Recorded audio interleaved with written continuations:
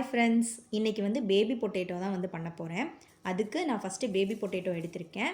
அதில் கொஞ்சமாக சால்ட் போட்டு தண்ணி ஊற்றி மூடி வச்சு 3 விசில் விட்டு வேக வைக்க போகிறேன். 3 விசில் நான் விட மாட்டேன். 3 விசில் விட்டுனா குக்கரில் வந்து 3 விசில் வச்சு வேக விட போகிறேன். இது வந்து தயிர் சாதம், லெமன் சாதம், அப்படி வெரைட்டி ரைஸ் எல்லாத்துக்குமே வந்து ரொம்ப நல்லாயிருக்கும். இப்போது உருளைக்கிழங்கை வந்து தண்ணியை வந்து ஃபில்ட்ரு பண்ணி அதை ஆற வச்சுருக்கேன். ஆறின அப்புறம் அந்த தோலை வந்து உரிச்சிடலாம். இப்போ இதே மாதிரியே எல்லா உருளைக்கிழங்குக்கும் அதோட ஸ்கின்னை வந்து ரிமூவ் பண்ணிவிட்டு உருளைக்கிழங்கை மட்டும் தனியாக எடுத்து வச்சுக்க போகிறேன். எல்லா உருளைக்கிழங்கோட ஸ்கின் வந்து ரிமூவ் பண்ணியாச்சு. இப்போ இதை வந்து ஆயிலில் போட்டு ஃப்ரை பண்ண போகிறேன். இப்போது ஒரு பேனில் 2 ஸ்பூன் ஆயில் ஊற்றி வேக வச்சுருக்க உருளைக்கிழங்கை வந்து அதில் போட்டு நல்லா வந்து ஃப்ரை பண்ண போகிறேன். நல்லா ஃப்ரை ஆகணும். ஒரு கோல்டன் ப்ரௌன் கலரில் ஆகணும். 2 பக்கமும் ப்ரௌனிஷாக இருக்கணும். அந்தளவுக்கு ஃப்ரை ஆகணும். அப்பப்போ 2 பக்கமும் வந்து திருப்பி விட்டுட்டே இருங்க. அப்போ தான் 2 சைடும் ஈவனாக வந்து ஃப்ரை ஆகிருக்கும் அப்படியே ப்ரௌன் கலரில்.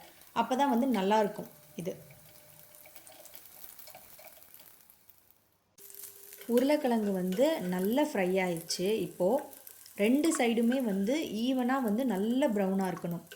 அப்போ தான் வந்து நல்லாயிருக்கும். இப்போ அந்த மாதிரி ஆயிடுச்சு. இப்போ எல்லா உருளைக்கிழங்கையும் எடுத்து நம்ம தனியாக வந்து வெளியே வச்சிடலாம் ஒரு பவுலில் எடுத்து.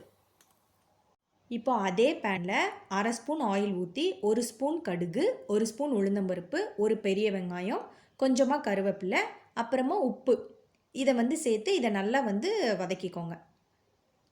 இப்போ இதில் வந்து 1/2 ஸ்பூன் வந்து மஞ்சள் தூள், 1 ஸ்பூன் வந்து சில்லி பவுடர்,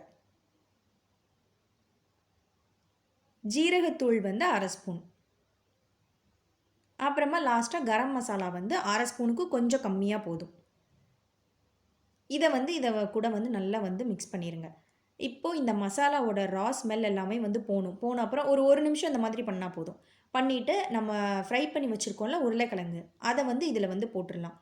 போட்டுட்டு இந்த மசாலாவோட இந்த உருளைக்கிழங்கு வந்து நல்லா கோட் ஆகணும். இந்த மசாலா, ஆனியன் இதோட நல்லா மிக்ஸ் பண்ணி விட்டுருங்க. இது வந்து ஒரு 2 நிமிஷம் அந்த மாதிரி பண்ணால் போதும். ரொம்ப நேரம் இப்படி பண்ண தேவையில்ல.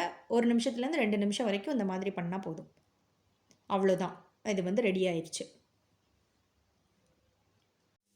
பேபி பொட்டேட்டோ வந்து ரெடி ஆயிடுச்சு. இது வந்து ரொம்ப நல்லாயிருக்கும்.